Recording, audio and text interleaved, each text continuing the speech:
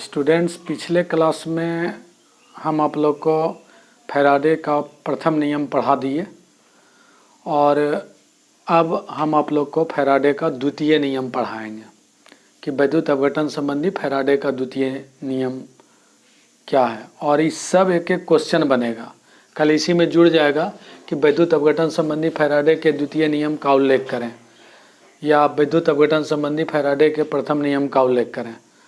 तो पहले ये दोनों में डिफरेंस समझिए, बस ये आसान हो जाएगा। ये थोड़ा टफ है लेकिन दोनों में डिफरेंस समझिए। फर्स्ट नियम जो अभी अभी आप पिछले क्लास में पढ़े वो सिर्फ एक ही वैद्युत अपघट्य पदार्थ से है, मतलब एक सेल में है, ठीक है। और आप इसका पहला लैंग्वेज देखिए फैराडे का कि श्रेणी क्रम में जोड़कर। तो श्रेणी क्रम का मतलब ही आप जान रहे हैं कि जब बैटरी को ये सीरीज में ऐसे इस तरह से जोड़ा जाए तो उसी को हम लोग श्रेणी क्रम कहते हैं, माने सीरीज कंबाइनेशन। तो इस श्रेणी क्रम का मतलब है कि एक से अधिक वैद्युत अपघट्य पदार्थ। तो पहले नियम को सुन लीजिए, उसके बाद तब हम बताएंगे कि श्रेणी क्रम में जोड़कर कई वैद्युत अपघट्य विलयन से एक ही विद्युत धारा प्रवाहित करने पर मुक्त होने वाले पदार्थ की मात्राएं उसके विद्युत रासायनिक तुल्यांक के समानुपाती होती है। अभी आप प्रथम नियम में पढ़ें कि एक विलयन में, कहने का मतलब कि वैद्युत अपघटनी सेल एक था। समझिए इसको, जैसे अभी तक आप एक सेल में पढ़ें और अब है कि श्रेणी क्रम। तो अब आपको यह इस तरह से, माने एक से अधिक सेल आपका एक से अधिक रहेगा, एक से अधिक सेल में। फिर आपका कैथोड एनोड, इसमें भी ध्यान से समझिए।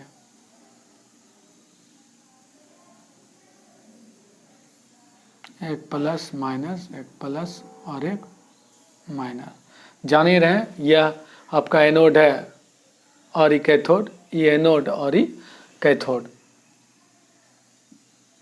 ध्यान से, हम सिर्फ फिगर ड्रॉ कर दे रहे हैं कि जिससे आप लोग को समझने में दिक्कत नहीं हो।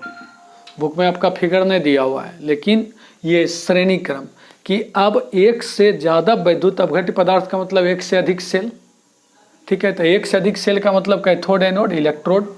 और अब जब आप इसको सीरीज कीजिएगा, जैसे प्लस को माइनस फिर माइनस को प्लस, सीरीज मतलब जब विद्युत धारा सबको सबसे जोड़ करके जब ये विद्युत धारा प्रवाहित कीजिएगा, ध्यान दीजिए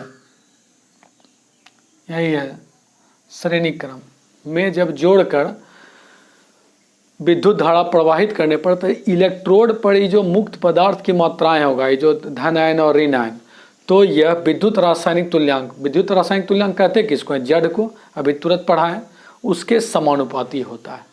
तो यही श्रेणी क्रम में। अब कम टू द पॉइंट, अब आप डायरेक्ट आइए टॉपिक पर कि फैराडे ने अपने द्वितीय नियम में एक से अधिक वैद्युत अपघट्य पदार्थ, मतलब श्रेणी क्रम में जोड़कर कई वैद्युत अपघट्य विलयन से एक ही विद्युत धारा प्रवाहित की जाए तो मुक्त होने वाले पदार्थ की मात्राएं उसके विद्युत रासायनिक तुल्यांक के समानुपाती होती है। और हमने फिगर ड्रॉ करके आपको बता दिया, ठीक है। ये प्लस माइनस से और ये दोनों इससे, इसी को हम लोग सीरीज कंबाइनेशन, श्रेणी क्रम कहते हैं, ठीक है। अब आप देखिए यह प्रूव कैसे होता है। ये आप स्टेटमेंट समझ गए, एक से अधिक वैद्युत अपघट्य पदार्थ कहने का मतलब एक से अधिक सेल में। प्रथम नियम एक सेल में था फैराडे का, और अभी द्वितीय नियम एक से अधिक सेल में, माने कई वैद्युत अपघट्य पदार्थ। बस ये समझ गए, बस ये आसान है। अब आप बताइए कि इस सब पर इलेक्ट्रोड पर मुक्त होने वाला पदार्थ, तो अब हम मान लेते हैं कि मान लिया कि इलेक्ट्रोडों पर मुक्त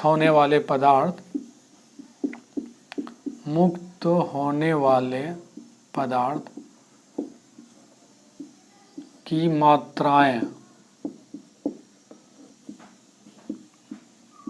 क्रमशः x और y हैं तथा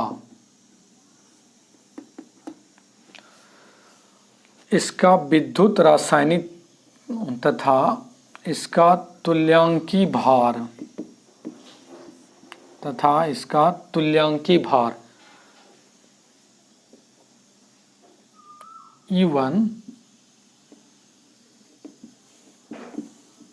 और E2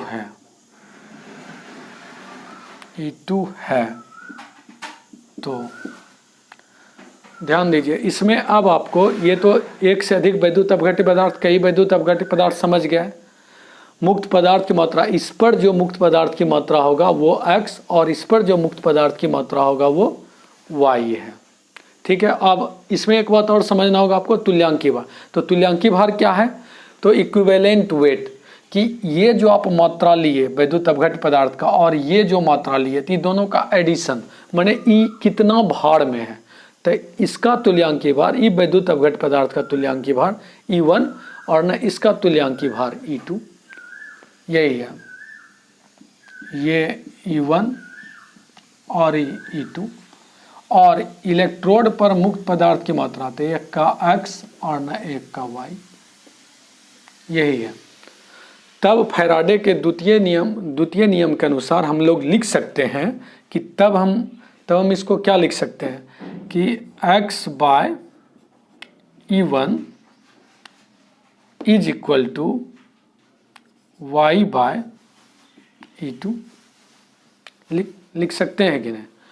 और जब हम ये लिख सकते हैं तो हम नेक्स्ट लाइन यह भी लिख सकते हैं कि x by y is equal to E1 by E2, हो जाएगा कि नहीं। दोनों जब अनुपातिक है तो x बटे y बराबर E1 बाय E2। और अब हमको इसके बराबर करना है किसको? विद्युत रासायनिक तुल्यांक, माने Z, इसका भी विद्युत रासायनिक तुल्यांक Z1 और इसका भी विद्युत रासायनिक तुल्यांक Z2। लेकिन ये आता कैसे, बस यही आपको जानना है। तो अब आप देखिए नेक्स्ट लाइन। अब ये पहले सेल के पहले वैद्युत अपघट्य पदार्थ से, तब हम लिखेंगे कि पहले वैद्युत अपघट्य पदार्थ से, पहले वैद्युत अपघट्य पदार्थ से, पहले वैद्युत अपघट्य पदार्थ से। अब आप बताइए कि पहले वैद्युत अपघट्य पदार्थ में जो इलेक्ट्रोड पर मुक्त पदार्थ की मात्रा हुआ वह क्या हुआ? x हुआ। अब तब ये x है, तब हम क्या लिख सकते हैं कि मुक्त पदार्थ की मात्रा प्रथम नियम से आप क्या पढ़ें? पहले वैद्युत अपघट्य पदार्थ में, अब फैराडे के प्रथम नियम से, according to Faraday's first law, according to Faraday's first law, ध्यान दीजिए। अभी आप तुरंत पढ़े हैं, इसको अभी छोड़ दीजिए। अभी तुरंत आप पढ़े हैं फर्स्ट नियम कि यह मुक्त पदार्थ का जो मात्राएं हैं, तो मुक्त पदार्थ का मात्रा को आप क्या माने हैं? पहला विलयन में x, तो x, और अब x समानुपाती, और ये लिख सकते हैं C/T, चूँकि धारा जब भी बहता है तो अपना धारा समय के साथ। अब बताइए कि ये पहले पदार्थ में लिखे हैं, तब अब आप इसको क्या लिख सकते हैं कि x इजकल टू, और अभी समानुपाती चिन्ह हटेगा तो पहला विलयन के लिए इसको Z1। अभी तुरंत इसके पहले आप पढ़ चुके हैं कि m इजकल टू Z, तो यहाँ m के जगह पर हम x माने हैं, है कि नहीं। मुक्त पदार्थ की मात्रा क्या माने हैं? x, तो x समानुपाती C/T, धारा और समय एक साथ रहेगा, और ये समानुपाती चिन्ह हटा तो ये विद्युत रासायनिक तुल्यांक लाएं Z1 पहला विलयन के लिए, तो Z1 और गुना C/T लिखेंगे पहले नियम से। और जब ये लिख देंगे तब आप बताइए, अभी अब यहाँ लिखेंगे कि ये परिपथ में 1 एम्पियर की धारा 1 सेकंड तक प्रवाहित करने पर, समीकरण में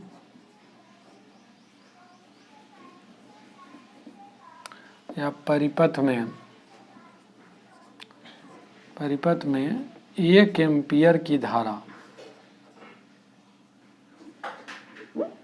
परिपथ में 1 एम्पियर की धारा 1 सेकेंड तक प्रवाहित करने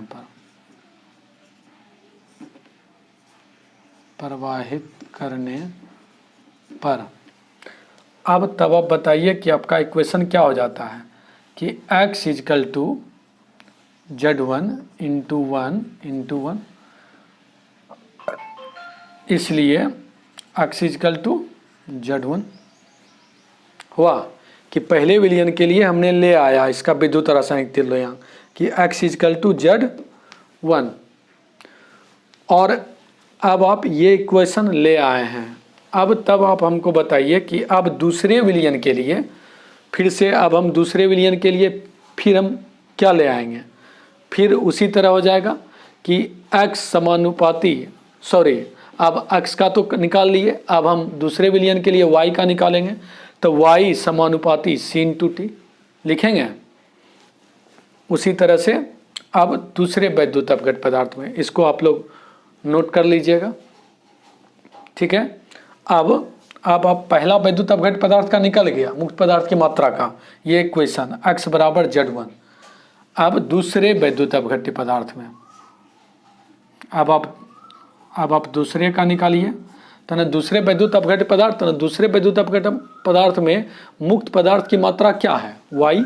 आप मान लिए हैं कि इलेक्ट्रोड पर मुक्त होने वाले पदार्थ की मात्राएं क्रमशः x और y है, तो x का निकाल लिए, अब y का, तो दूसरे पदार्थ y है, तब आप x के जगह पर क्या कीजिएगा y समानुपाती c/t, फिर आपका ये क्या हो जाएगा y, तो अब यहाँ x था तो हम Z1 लिखे थे और अब y है तो क्या लिखेंगे Z2 c/t।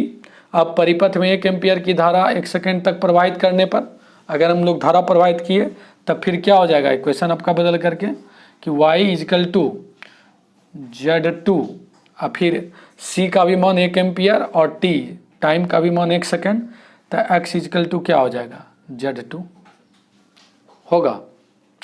और अब आपका जब मुक्त पदार्थ का ये x का तुल्यांकी भार आपने निकाल लिया Z1 और y का तुल्यांकी भार आपने निकाल लिया Z2, y का तुल्यांकी भार क्या निकाले Z2, तब अब आप आइए यहाँ जो आप छोड़े थे तब आप लिख सकते हैं कि तब ये क्या हो गया कि x by y is equal to E1 by E2 और अब x के लिए आप ले आए थे अभी तुरंत Z1 और y के लिए आप ले आए थे Z2।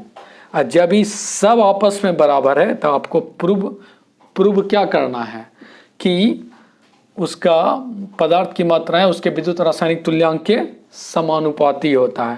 तो अब जब सब चीज़ बराबर है तो हम लिख सकते हैं किसी को भी किसी का समानुपाती, सब बराबर है कि मुक्त पदार्थ की मात्रा फिर इसका तुल्यांकी भार या फिर इसका विद्युत रासायनिक तुल्यांक, जब सब आपस में बराबर है तब हम लिख सकते हैं कि Z समानुपाती E, Z समानुपाती E, यही आपको प्रूव करना है